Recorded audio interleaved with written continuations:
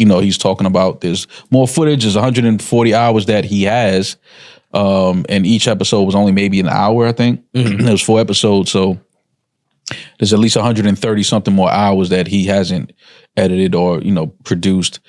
For some reason, Diddy, around the time of his arrest, thought, I know what I'm going to do. I'm going to be exonerated later, so I'm going to film all this, and then I can use it in my big comeback later when I'm not in jail. Didn't work out the way he thought, and it turns out he went to jail for a few years. All right, he didn't get the full amount, but he still got a few years. And 50 Cent somehow managed to pay for the footage off of the videographer. Probably Diddy's worst nightmare, this. It's got to be up there. Now, we're going to get into what's in the actual documentary, and fucking hell, it's something. But was there anything that surprised you from that footage? The footage, well, I mean, I think it's rare to find someone who's being, talked about all over the country. All eyes were on him, so to speak. And it was really interesting to see his last days of freedom, and what was sort of important to him. Obviously, there's phone calls with his attorneys, with his team. It was very interesting to watch a man who's known for his brand presence. He has a really amazing knack for marketing and all of that, and how he was sort of taking that into account in how he was coming off to the public, in the days leading up to his arrest and indictment. I got like 3 or 4 pictures in the documentary that I've seen of myself. Some people say they saw more, but I know three different times where I was certain places and you could actually see me in the documentary, and that's the only. When Netflix released The Reckoning, a documentary centered on Sean Diddy Combs, many viewers had an immediate and uneasy reaction. The film carried a serious tone, filled with heavy allegations and a timeline that already painted a troubling picture. On the surface, it seemed comprehensive, carefully structured, emotionally charged, and backed by significant material. Yet despite all of that, there was a lingering feeling that something important was missing. It wasn't necessarily about a lack of facts or accusations. Those were clearly present. Instead, what felt absent were the raw, unfiltered, deeply uncomfortable moments that usually give a story its full weight and authenticity. The kind of moments that don't feel polished or controlled, but instead expose everything as it truly is. The documentary felt powerful, but also noticeably curated. It gave the impression that viewers were being shown something real, yet not the complete picture. Almost as if the narrative had been shaped with intention, carefully edited to guide perception rather than fully reveal reality. And that subtle gap is exactly where speculation began to grow.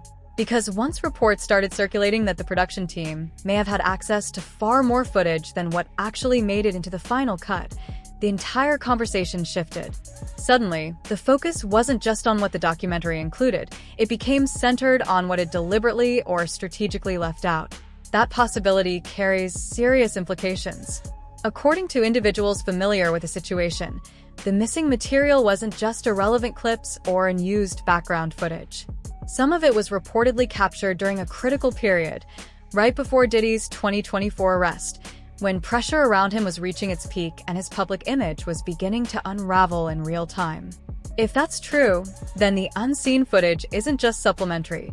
It could dramatically alter the tone, intensity, and even the interpretation of the entire story. It could reveal reactions, behaviors, or interactions that provide a much deeper, more unsettling understanding of what was really happening behind the scenes. What adds another layer of intrigue is the group of people connected to this narrative. On one side, there is 50 Cent, a longtime rival of Diddy who has never been subtle about his criticism. He understands media, controversy, and public attention better than most, and he has repeatedly hinted that there is far more to this story than what has been shown. Diddy, around the time of his arrest, thought, I know what I'm going to do. I'm going to be exonerated later, so I'm going to film all this, and then I can use it in my big comeback later when I'm not in jail. Didn't work out the way he thought, and it turns out he went to jail for a few years. All right, he didn't get the full amount, but he still got a few years. And 50 Cent somehow managed to pay for the footage off of the videographer. Probably Diddy's worst nightmare, this. It's got to be up there. Now, we're going to get into what's in the actual documentary, and fucking hell, it's something. But let's quickly take a look at 50 Cent's press tour, where he looks like a kid at Christmas right now. I've never seen a man this happy when it wasn't on like the day his kid was born. How did you get that footage of Diddy? I figured most journalists would not disclose their sources. 50 Cent's a journalist now, is he? He's ruthless. Does he know y'all have this in the doc? I would doubt he knows. Oh, God, he's bad to the bone, isn't he? What 50 Cent is doing right now is basically a lesson to us all, right? Maybe we're just not hating enough on the people who are shit to us. And the documentary starts out with Diddy panicking about his public reputation just days before he was due to get arrested. On the phone to his lawyer, trying to come up with strategy. We need the core theme to be, you didn't do anything wrong. You didn't do anything wrong on any front. By the way, these conversations, the lawyer had no idea he was recording them. So when the lawyer's like, yeah, we need everyone to believe you did nothing wrong, it kind of takes away from when the lawyer is out in public saying, yeah, my client is completely innocent. And now he's showing the behind the scenes where he clearly didn't think he was very innocent. So not Diddy's smartest move. However, throughout this journey, you'll see he makes a lot of crazy decisions. I don't think it's working. I listened. I've been a superb client, as you said. I jumped on the plane. I'm coming to New York, but I'm just running around waiting for a shoe to drop. He's shitting himself right now, in case you can't tell, and he really doesn't look good. It's the middle of September, and there's still no indictment. Bro, then you have to have a spokesman. You have to have some sort of comms to constantly be pushing that, Mark. Because you may just be a person that you just may watch CNN. You know what I'm saying? And there's 9 billion people in the world, and 7 billion of them is on Instagram and TikTok. He's basically trying to get control of the narrative. That's what he's really worried about. He wants public perception to be, this was all bullshit. Unfortunately for him, we'd all seen the CCTV of him beating the shit out of Cassie, so we know you're not a good guy, man. That's out there. A statement from your solicitor is really not going to change that. We have to find somebody that'll work with us, whether they're from this country or from another country. It could be somebody that has dealt in the dirtiest dirty business of media and propaganda. We need to brainwash some motherfuckers right now, and we need people who are used to working with the dirtiest of dirty, because that's what he is, and he's admitting it. How could you let this footage fall into the hands of 50 Cent, my guy? And honestly, it always comes down to money with Diddy, because Diddy didn't get rich just because he was, clever in music. Diddy got rich because he robbed people all the time. And him not taking care of the people around him, it just comes back to bite him a million times over. It's like we have a movie, you're speaking this language, and you know what I'm saying, we need subtitles. And we're not providing the audience with subtitles. And I invited you to this movie, and you in this thing, you don't know what's going on. You just see, you just see the images, quickly. Now, it has a whole life of its own. I gotta say, this whole doc was edited well when he said, you just see the pictures and they cut to the CCTV. Well done, 50. You nailed that, son. If you're going to take him down in style. So you get a clear window from the jump here into Diddy's psyche. He doesn't give a fuck about Cassie or any of these girls. He doesn't give a fuck about anyone. It's save yourself mentality, and it's crisis mode. And you can see on his face, he's got a drug problem. This is at an all-time high of his drug taking, surely, because he is stressed stuff. The footage that continues to circulate in conversations is said to focus on the final stretch of time leading up to Diddy's September 2024 arrest, and that specific timing changes everything about how those clips are understood. This was not someone casually recording everyday moments or documenting life without concern. It was not the behavior of a person unaware of what might be approaching. Based on how the material has been described, Diddy appeared to sense that pressure was building from multiple sides at once. Instead of moving with ease or detachment, he seemed to be operating with intention, almost like someone trying to stay ahead of a narrative that was rapidly forming around him. Rather than simply reacting, it looked like he was attempting to shape how events would be perceived before they fully unfolded. That underlying tension is what makes the behind-the-scenes footage feel especially intense and unsettling. One of the most talked about segments reportedly shows him inside a hotel room, engaged in a conversation with his attorney on speakerphone. His voice is described as steady and controlled, but the substance of what he is saying suggests something far more revealing beneath the surface. There are mentions of potential loss, of carefully crafted messaging, of the importance of convincing the public that he had done nothing wrong, and of a broader approach that seems to extend beyond legal defense into deliberate narrative control. That difference is significant because when someone is not only preparing for a legal battle but also deeply focused on how that battle is perceived publicly, it shifts the situation entirely. It stops being just about legal strategy and becomes about managing reputation in real time, shaping perception while events are still unfolding. As more details about these scenes are shared, the focus begins to shift away from just the words being spoken and moves toward the timing of those words. These were not reflections made after everything had already played out. They were not carefully edited interviews or public statements designed for media consumption. They were not polished denials presented after the fact. This footage, if the descriptions are accurate, was captured before the arrest, before any courtroom proceedings, and before the full weight of the situation had completely taken hold. See, how'd you get it, and what does that scene show? Well, I mean, you know, you're a journalist, Harvey. Harvey, you would not disclose your sources. We usually don't. Yeah, but I got it. Yeah. What he said. And what do you think it conveys? Because we see someone trying to pull the strings and talking about, he would say affecting, others would say manipulating the public views of the allegations. I think that, you know, one big theme of the series is to go behind the scenes to really understand how brilliant you could say Sean Combs is at marketing, at owning his narrative, controlling the narrative at all times. And so why would that stop, you know, when his life is on the line? So I think that, you know, on its face, that's what it is. But as you get deeper in the film, you start to realize, you know, perhaps how some of these tactics, you know, how they really came to present themselves, you know, during the trial. You show that, his abilities, his early rise. Right. Alexandra, you also give time to victims of the alleged abuse. Some of the cases are in different procedural postures. And you show victims who were women and men. Why is that important? Because, you know, victims of sexual assault, sexual violence, you know, that should... gender should not be a part of that conversation. When you are a victim, you are a victim. And I think that, you know, this series was a platform in a way for... One of the biggest questions surrounding all of this is how the footage ever ended up outside Diddy's control in the first place, because reports suggest he had been recording himself extensively as part of a personal project. The idea, as it has been described, was that this material could later be used to shape his own version of events, protect his image, and potentially support a redemption narrative if he ever had the opportunity to rebuild after the legal process. But plans like that only succeed when the people around you stay loyal, properly compensated, and fully aligned. And that is reportedly where things began to fall apart. What appears to have happened, according to multiple accounts being discussed, is that agreements were left unfinished, payments were delayed, trust began to break down, and once that occurred, the footage shifted from private documentation into potential leverage. That is a significant change, because in environments built on secrecy, once trust collapses, anything that was once protective can quickly turn into something dangerous. That is also why the alleged role of videographers becomes so important.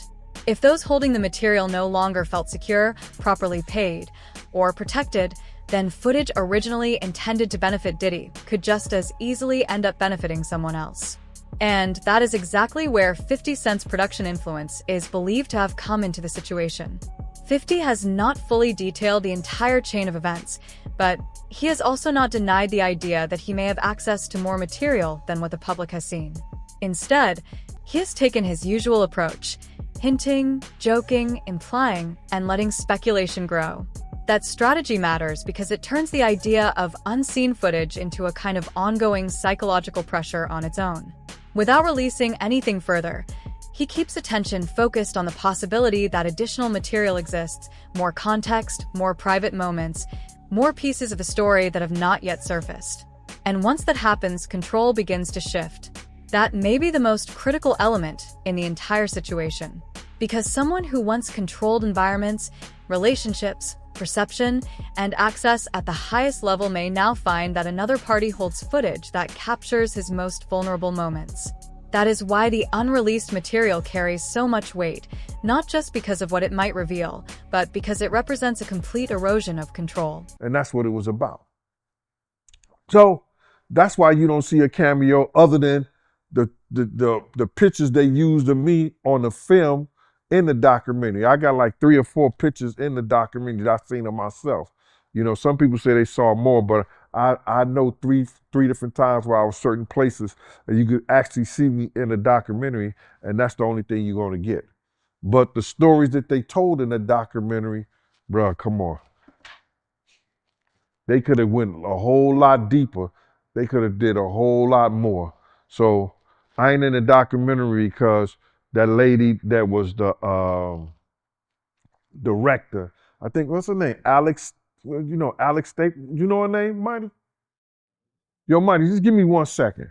Give me 1 second. I'm gonna look this up, all right? Okay. Her name is Alex Stapleton. The director that I spoke to was Alex Stapleton. She was the one who told me that she was the director, she was the producer, whatever, this, that, and the third, the whole 9 yards. And she was talking mad greasy to me. And listen here, it's no matter, after you talk that kind of talk to me, it's no amount of money she could have paid me anyway for me to get in there. You know, my story is more too valuable, you know, getting in depth with this whole stuff. And it would have helped that documentary a whole lot. You know what I'm saying? In actuality, they used all the stuff that I told them and did it the way that I was saying do it. Tim Dog started off with the childhood with Puff and the whole 9 yards. Kirk Burrows do the business part, but they was trying to put people in there like Mark Curry and other people to talk about the streets or what was going on, you know, a certain thing. But Mark can only say so much, you know what I'm saying, because he was an artist, you know, so he wasn't with Puff like I was with him during that time when we was running back and forth here and there and the whole 9 yards. So, you know, Miss Alex Stapleton is the one reason why I'm not in the documentary, but it's all right with me. I've been in a lot of documentaries. I did The Shine, I did the A&E, I did the Discovery Channel, I did the Fox. You know, I've been in a whole lot of different documentaries, and I'm always on the Art of Dialogue. So the people been getting most of the information from here anyway. Yeah, man, you always on here, man. Always got to bring you on. So with that being said, man, I want to get right into the documentary, man. How you feel about the documentary, man? The behind the scenes footage they got of Diddy leading up to him getting arrested, and how you feel about all that, man? Well, what I feel about the documentary, they left a whole lot of key things out. If they was going to do something and they're going to say in the reckoning of Sean Combs, the reckoning, or Diddy, the reckoning and stuff like that, it should have been a lot of people that we lost because of him. You know what I'm saying? It wasn't only Big. It wasn't only Tupac. You understand? For the atmosphere that he put those kids in. You got a guy named Anthony Wolf Jones, who was from Bad Boy, from its conception as doing security and being one of the financiers of Puff having to have some money to keep Big and Craig Mack around before he got to Clyde Davis. You know what I'm saying? They wasn't able to tell that story because they didn't have no intel on that story or what went down, or they didn't do their investigations right. Gene Deal's role in this discussion adds a different kind of pressure because he is not speaking like a casual observer or a late-arriving commentator. He speaks as someone who claims he already understands the ecosystem from the inside. One of the most consistent points he repeats is simple. Around Diddy, cameras were never unusual. According to Gene, recording was routine. Meetings were recorded. Events were documented. Moments that felt private often were not. In his telling, this was never just about memory. It was about control. That idea matters because it changes how the public interprets the existence of unreleased footage. If cameras were always part of the environment, then the idea that more material exists is not surprising on its own.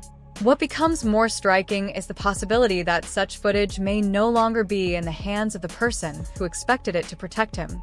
Gene seems almost unsurprised by that outcome. If anything, he comes across as someone who always saw it as likely once trust in that circle began to break down. And that is what makes his comments feel different. he is not simply suggesting that more footage exists. He is suggesting that the documentary itself may have been cautious, leaving out certain people, certain events, certain context, and certain consequences tied to the environment Diddy is alleged to have created. In that sense, what the public has seen may not represent a complete account. It may only reflect a version that could be safely structured, legally supported, and released without pushing into more unstable territory. That creates an unusual tension. On one side, the documentary is already strong enough to generate intense public reaction, legal debate, and continuous discussion. On the other side, according to Gene, it still stops short. It still omits major elements. It still leaves out voices and details that could have expanded the story into something broader, darker, and more interconnected than what is currently visible. If that is accurate, then the documentary does not function as an ending. It functions as an entry point. And Gene's perspective keeps reinforcing that idea.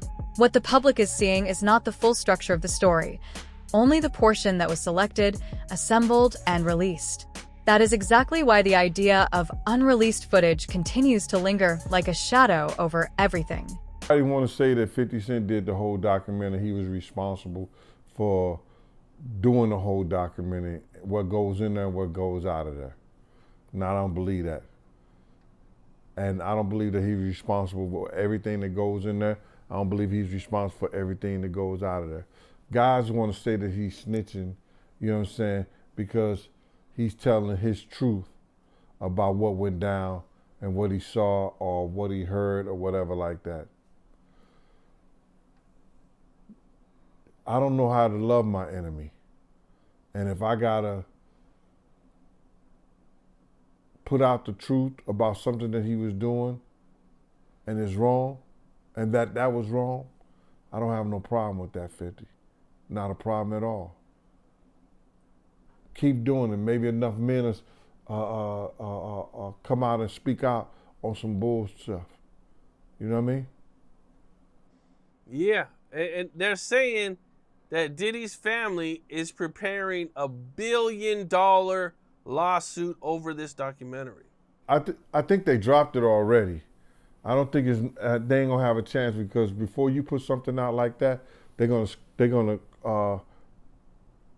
dot their I's and cross their T's. They're gonna make sure everything is in place. And if Puff had friends over there at Netflix, if it haven't came down, if it haven't came down yet, they ain't got a leg to stand on. Yeah, you just made me think of something. I'm sure Netflix has 1 million lawyers, and I'm sure they had plenty of lawyers go over this thing to make sure it was airtight. Yes, sir. And they might probably even cut some stuff out that maybe they weren't even sure about. Just probably, man. Well, Gene, I appreciate you taking the time. Dope content as always. And I wish you luck, man. I know, man, you get on these interviews and they go crazy, man. Yeah, man, listen. A lot of people want to, come at me, and everybody want to find fault in 50, find fault in me, find fault in anybody who's speaking out against the evil shit that's been going on. But what about find fault from the person who did it? Gone Deal's argument carries weight for one reason above all others. He is not speaking like someone who believes the documentary was the final word. He speaks like someone who believes it was carefully selected, heavily managed, and still incomplete. And that matters because Gene is not making a simple claim that more material exists in isolation. He connects that claim to a broader point about how Diddy's world is alleged to have functioned. According to him, cameras were never switched off because documentation itself was part of the structure, part protection, part leverage, part proof of power. And once you accept that premise, the idea that additional footage exists stops sounding speculative and starts feeling almost inevitable. That also helps explain why reactions around the documentary have been so intense. The issue is no longer only what was included. The issue is that what was included may already be enough to convince people that significantly more could exist. And once that belief takes hold, Silence begins to feel suspicious. Legal responses start to look strategic, and the absence of a full release becomes almost as provocative as a release itself. Gene's comments about Netflix add another layer to this. He suggests the platform would have had to carefully vet everything, and that if certain footage survived that process and still made it into the final cut, it likely passed through a serious legal filter. At the same time, he also implies that some material may have been excluded precisely because it was too uncertain, too risky, or too difficult to verify completely. That creates the exact gap where speculation grows. If people begin to believe the release material is only the safest version of events, then attention naturally shifts toward what the unsafe version might contain. That is where the uncertainty around unreleased footage intensifies. It is no longer just about what appears on screen. It becomes about what kind of narrative exists when people assume the real story is larger than the one they were shown. Gene's broader frustration also adds something important. He repeatedly questions why so much focus is placed on discrediting those speaking out rather than examining the subject of the allegations themselves. That reflects a wider pattern in which insider accounts and whistleblowing often get reframed as betrayal, while the underlying conduct becomes secondary in public debate. In that sense, the documentary is no longer just a piece of media. It becomes a broader test of how blame is assigned when a powerful image begins to break down. Walt was telling me on his way here, I didn't see this, but apparently there's another 100 hours of Diddy footage on the cutting room floor? So Diddy is still doing press. I mean, Diddy. 50. Diddy is not doing press. No, he's doing press on the yard. He's doing press, like he's doing push-ups. No, 50 is still doing press, and obviously with the success of the Reckoning documentary, he's talking about there's more footage. There's 140 hours that he has, and each episode was only maybe an hour, I think. There was 4 episodes, so there's at least 130 something more hours that he hasn't edited or produced, and he's saying that he may put it out on YouTube just to put it out there, like on his 50 Cent Devo page. I don't know if it'll be on his page, but he just said, he doesn't know if he's going to release it with Netflix or through Netflix. He might just, put it out on YouTube or wherever, some other platform. But the one thing that he said that was interesting is, he said, because you see people out here trying to, say, oh, the documentary can paint a narrative, this, that, and the third. And his words were, if you see the rest of this footage, there will be no more, kind of like, oh, you can paint this narrative. It's pretty clear cut, the things that are being said in the documentary, the things that he still can't believe Puff, because he says that a lot, like he can't believe Puff actually recorded all of this. Yeah.